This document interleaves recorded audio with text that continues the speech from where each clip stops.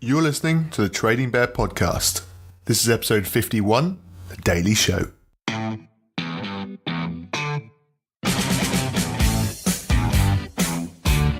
Mystery player. Position. Forward. Start price. £1.95. Current price.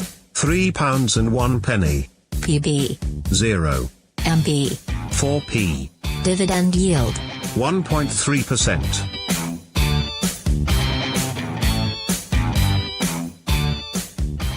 Welcome back. Thanks for joining again. In today's news, the hot seats in Serie A get even hotter as current Atalanta manager Piero Gasperini has reportedly signed a 3-year contract with Roma worth €2.5 million.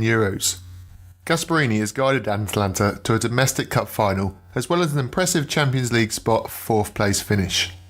Max Allegri's seat of Juventus continues to change direction as the showdown meeting with Juve president Allegri took place last night, with Allegri seemingly being offered a slightly improved contract. Allegri staying would leave exits likely for Dybala, Cancelo and Pjanic. And over in the Liga, Vivaldi's seat at Barcelona also looks to be more secure after Barca president stated, "Vivaldi has the support of myself and the board. He's the coach we want, he has a contract in force and we are very happy with him." Elsewhere, the initial 27-man England squad was released today for the semi-finals of the Nation League. The surprise inclusion being Nathan Redmond from Southampton after the late withdrawal of Ruben Loftus-Cheek. More on that in a minute. And lastly, Real Madrid have leapfrogged Manchester United as the most valuable football club in the world. This is according to research by Brand Finance. The report claims that Madrid now have a value of £1.6 billion and just one of 6 clubs whose value exceeds that £1 billion mark. The others being in order, Manchester United at £1.4 billion, Barcelona, Bayern Munich, Manchester City and Liverpool at £1.1 billion. On to today's risers and fallers now, and his price hasn't quite reached £1.6 billion, but Wilfried Zaha price did rise 19p today to take him to a current price of £2.14. The cause of this rise was the latest "Will he stay or will he go" piece in the UK newspapers. Back in April, Zaha told the Daily Mail, "I have to experience the Champions League. I just need the opportunity, that's it, and I'll do the rest." Zaha then reportedly had informal talks with Steve Parish, the Palace chairman, about fulfilling that wish.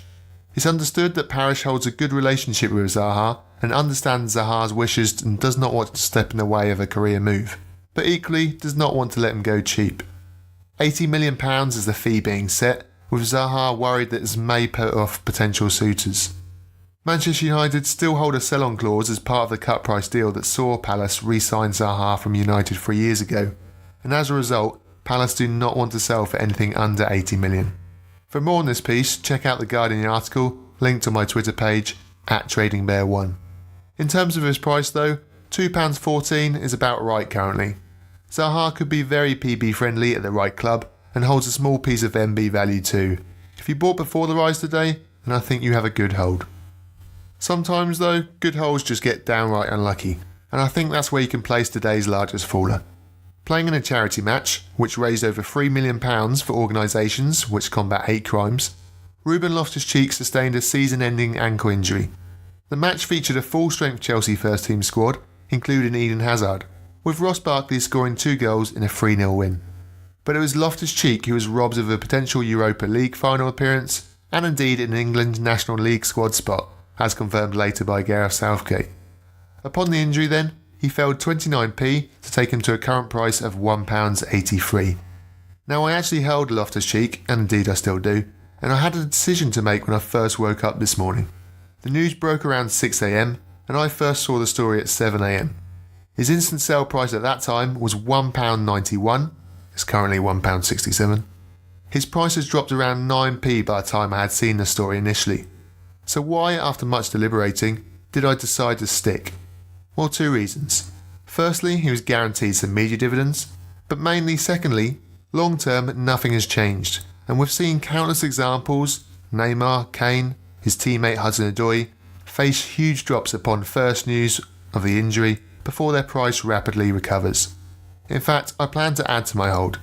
I was a bit lucky here in the fact that I only bought half of the amount I originally intended to buy first time round, so the drop wasn't as severe as it could have been. and top-ups are never always a good idea, despite what some might say, but in this instance I think it is. There's a PB player there for sure, sometimes you just get unlucky. We go into this episode's prospect player now, a player who I feel could do well in the near future and attract buys. For this episode we head to the Championship and a team managed by Chelsea great Frank Lampard. After a solid, if not spectacular season, Derby County secured the final spot in the playoffs at the expense of a Tony Pulis Middlesbrough side and Lee Johnson's Bristol City. It then seemed that Lampard and Derby County went on to use the dramatic events of the Champions League semi-finals in preparation for their second leg against Leeds United last night, as they eventually ran out winners 4-3 on aggregate after a topsy-turvy match at Ellen Road, with the winner scored by Jack Marriott in the 85th minute. But it's the player who scored Derby's second goal that is this episode's prospect player. On loan from Chelsea, Mason Mount is a 20-year-old attacking midfielder who has scored 8 in 35 this season. After a spell on the sidelines, he's returned to good form and is a player known to the masses. And like Tammy Abraham and playoff final rivals Aston Villa, is there another that rises every time he's on TV. And also like Abraham, Mount would set to benefit from any Chelsea transfer ban. For these reasons, this episode's prospect player is Derby County playmaker Mason Mount. Let's move on to some of your questions now then. This episode's first question comes via email from Baz Hall, with Baz writing, I recently received an email from Football Index detailing my all-time trading profit. Not quite as much as I see in some on Twitter, but still nice to read nonetheless. However, it was the line before that grabbed my attention in the email. It said, in preparation for some huge promotion, here's your all-time trading profit. What do you think these huge promotions may be? Thanks, Baz. Well, Baz, always nice to get those emails detailing profit made, and I think it's a clever cost-free marketing ploy here by FI that gets all the mammoth portfolio traders tweeting out their huge profits, a smart move indeed from the FI towers. Now then, the key line, in preparation for some huge promotions. At the risk of dashing many listeners' dreams, I believe this to be simply referring to the already announced Summer Deposit Bonus Part 2 and the Summer Media Bonus position payouts from 1st to 5th. Don't get me wrong, these are both great promotions, but don't expect more huge promotions, at least not in the short term. However, I'm almost certain we'll see something similar to the Try January deal earlier this year, used in the month of July to attract new users ahead of the 1920 season.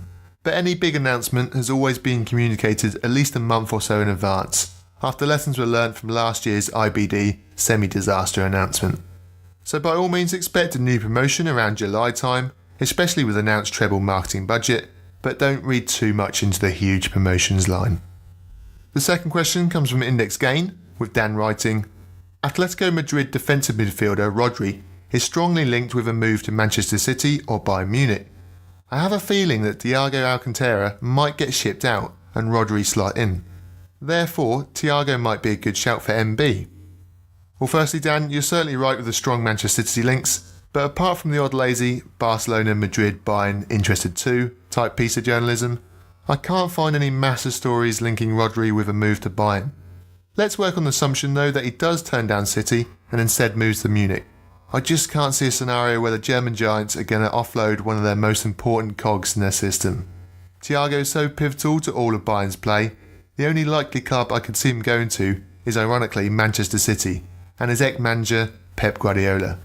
In fact, a player that seems so obviously suited to the defensive role at Manchester City and still isn't even getting remotely linked probably tells you just about how much of a non-starter Thiago leaving Bayern really is. However, let's make another assumption and say that Thiago leaves Bayern. He's just not the name and position that generates MB headlines. It might grab a day or two if he went to City, but MB is won by and largely by flair or personality players, Thiago being neither of these. So sadly, it's a no on both accounts for me there, Dan. Sorry about that. And that's it for this episode. You can download and subscribe to the show on iTunes, Spotify and Podbean. Head over to the website to send in a question, tradingbearpodcast.com. Alternatively, you can find me on Index Gain or Twitter under the name Trading Bear. Thanks for listening and stay tuned for the Mystery Player.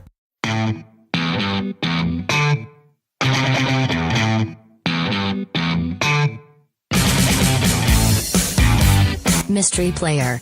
Position. Forward. Start price. £1.95. Current price. £3 and 1 penny. PB.